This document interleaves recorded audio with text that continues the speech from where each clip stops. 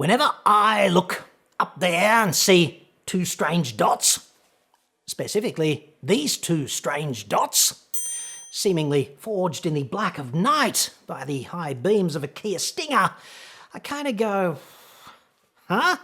So, let us investigate and perhaps go 100% Area 51 on these apparent signals to aliens in space. Let the probing begin. Yes, I've so always wanted to say that in an introduction.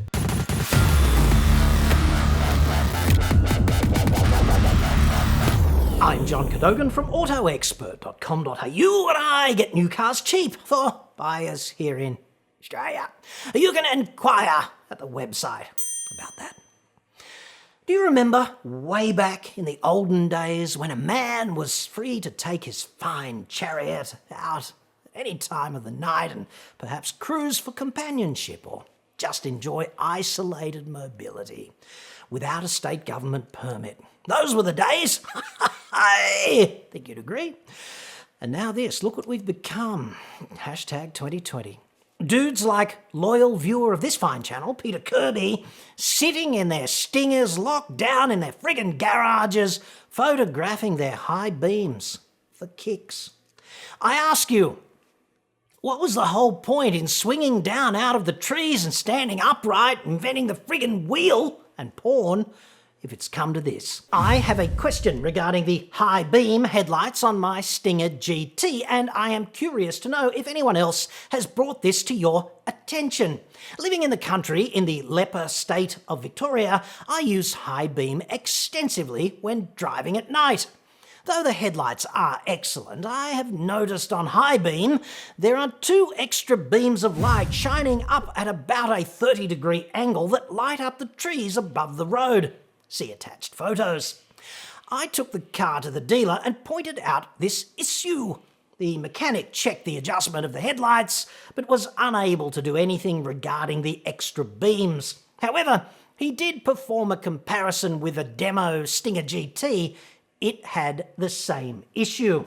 I would be greatly appreciative if you could throw any light on this. Yeah, I kind of see what you did there, Peter. Dad joke of the year, 13 points out of a possible 10. Well done. If you could hurl down some photons appropriately as to what purpose these extra beams serve, as I have no satisfaction from the dealer. Well, goodness me, I had no idea things were that bad. Looking for satisfaction at a car dealer. A desperation move, I'd suggest. Kind of like fixing bayonets. In the immortal words of renowned social philosopher and rap legend Young MC, remember him, looking for love in all the wrong places. No fine girls, just ugly faces. Except the Ming moles, of course. They're a special class and at least always half hot, I note. And they more than compensate for any perceived aesthetic deficiency with the power of suggestion. Sometimes that's all it takes. Where were we? Ah yes, Peter and the headlamps. It is also somewhat disconcerting lighting up whatever may be above you when driving.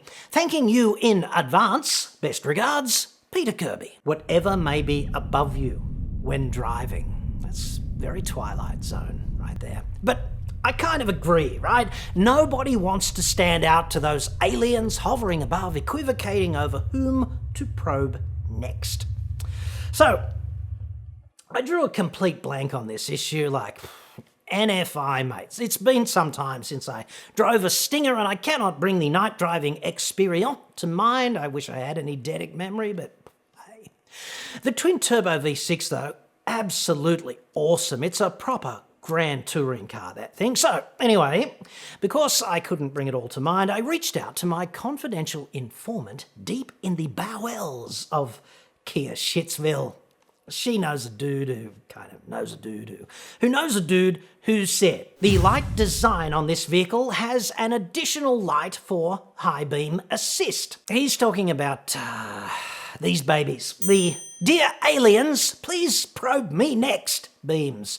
They come from there. Definitely designed in and not a fault, but Why? Essentially, this provides additional light for the driver while the high beams are activated.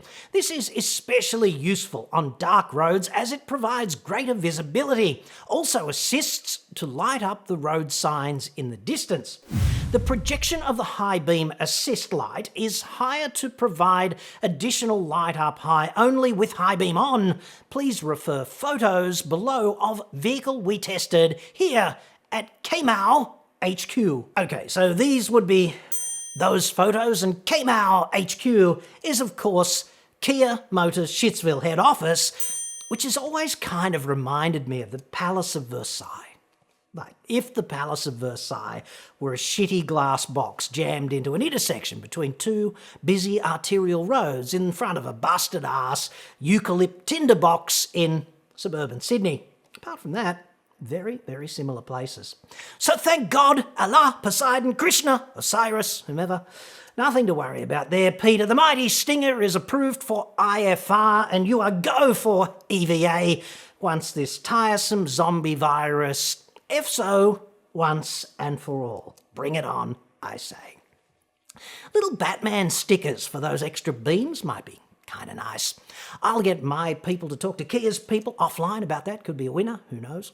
Of course, if you do get probed unexpectedly out there, my advice is just make yourself a quick vodka Valium latte and then lie back and think of ScoMo in chief, Mr. Potato Head, and the tennis player running the country, keeping us all on track. And now to the Gregorian calendar, I say once again, fuck you very much, 2020. It's over, and it's not me. It's you.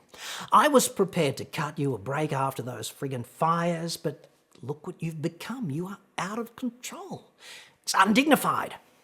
As your next Prime Minister, I say, my fellow Shitsvillians, ride the Corona coaster no longer. Let us all strive at this confronting time to make Australia less shit. And finally, to you, Kmau HQ tech types at the Ersatz Palace of Versailles, Sydney, who dropped everything and answered Peter's question so promptly, I would say, thank you sincerely, and dudes, sex up your fat cave. Decorate. Like, what was the design inspiration here? Guantanamo? North Korea, perhaps? Look, it's really simple. It's really simple. Just set up a shrine to the Lord of the Sith and get yourself a chin-up bar and a friggin' punching bag. Maybe some weights to further highlight your weakness and fragility as you age. This always works for me. Put some tools up on the wall.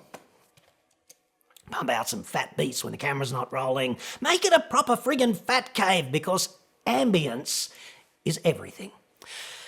I'll have a talk to the boys upstairs and get this all sorted for you. I mean, a workplace should not be specifically designed to suck out your soul and leave you a withered friggin' husk. After all, that's why we invented journalism.